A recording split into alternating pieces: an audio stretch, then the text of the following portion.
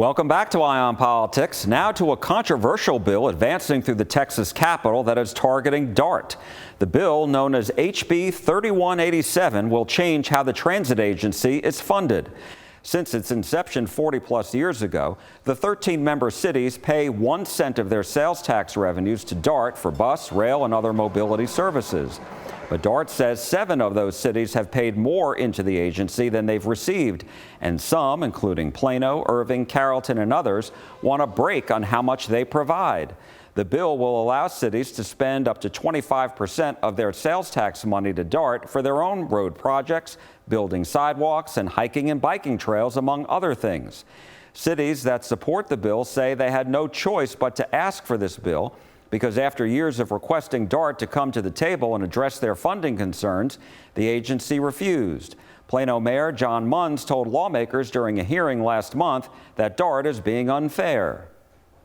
In 2023 alone, Plano contributed $109 million to DART, and our taxpayers received less than 50 cents on the dollar of that investment. When cities joined DART, they did so knowing they may not be one-to-one returns. The voters approved it anyway in 13 cities.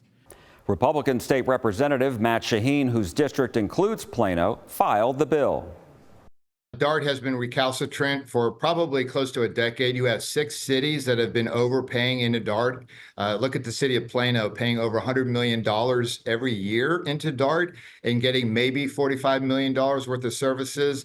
And so what these 6 different cities, I'm talking about Carrollton, Farmers Branch, Highland Park, they've been asking DART to sit down and come up with a new financial arrangement so they're not overpaying. DART has refused to do that. So we've been forced into a situation where we're going to attempt to take care of this legislatively. So what the piece of legislation, it's called the DART Reform Act. What it does is it allows these cities that are overpaying to receive 25% back in the payments that they make into DART, and then they can take those dollars and apply them to local mobility transportation projects. And so I've been talking about cities overpaying. You have Dallas that's underpaying to the tune of, I think it's like $250 million. So you have all these different cities in the suburbs that are subsidizing Dallas. So this was something where the city of Plano, which is in your district, did they come to you and say, look, you need to file a bill because our efforts to reform DART and to get more that we've paid into the system have failed? Is that what happened? That Plano came to me, some of the other cities that I mentioned, I've had discussions with. And look, if DART would just sit down and treat these cities like customers, I wouldn't be put into a situation where I would even have to file the legislation. But DART is refusing to work with their member cities. They're not holding up their end of the spirit of the arrangement, their relationship. And so, look, the piece of legislation, it passed out of the House Committee on Transportation. We're expecting it to get a hearing in the Senate this week as well. So that piece of legislation is moving. DART needs to get its folks together, sit down with these 6 cities and come up with an arrangement. Otherwise, that piece of legislation will get to the governor's desk. DART's Executive Vice President and Chief Communications Officer, Jamie Molina, pushed back against the bill. House Bill 3187 kills DART. It will destroy all of the work that the community and our 13 service area cities have been working on for over 40 years. In the first year alone, it wipes out 5,800 jobs and reduces our economic impact by nearly $1 billion.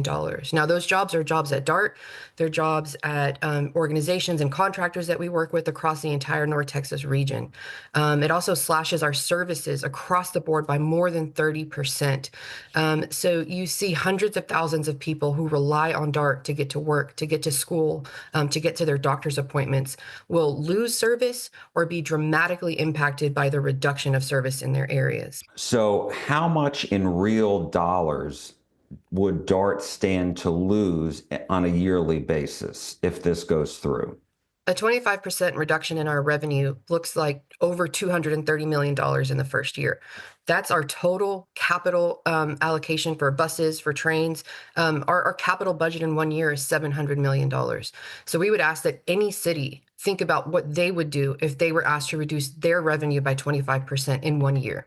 My understanding is it would give cities the option of taking 25% of the sales tax that they contribute to DART. So not every city would do this. Is that right? Right, but Jack, if your boss were to tell you, do you want a 25% raise, and all you have to do is say yes, what would you do?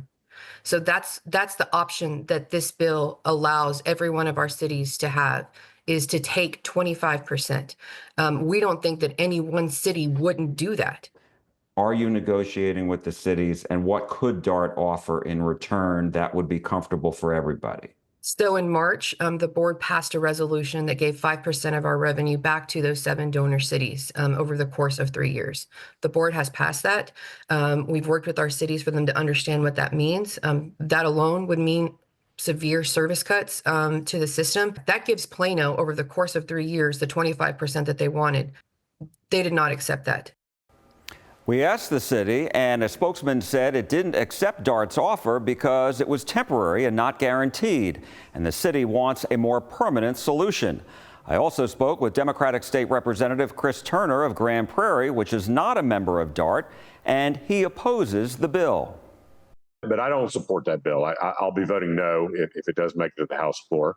And even though I don't represent a service area, a DART service area presently, I think DART is instrumental to our region's connectivity and our region's economic development.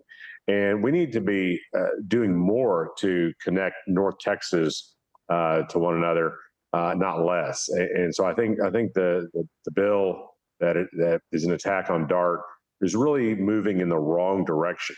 The cities say they want to be heard, and they said this legislation, the only reason DART came to the table is because of this legislation. I think DART should absolutely be at the table with all of its member cities and work to address concerns. But what should absolutely not happen is the legislature should not step in and undermine a local compact that's been in place since the 1980s that really provides the best mass transit in our region, some of the best in the state. The full House may vote on this bill in the next week. Up next, what Texans think of President Trump's job performance, plus why the Texas Lottery's number may be up, when Eye on Politics comes right back.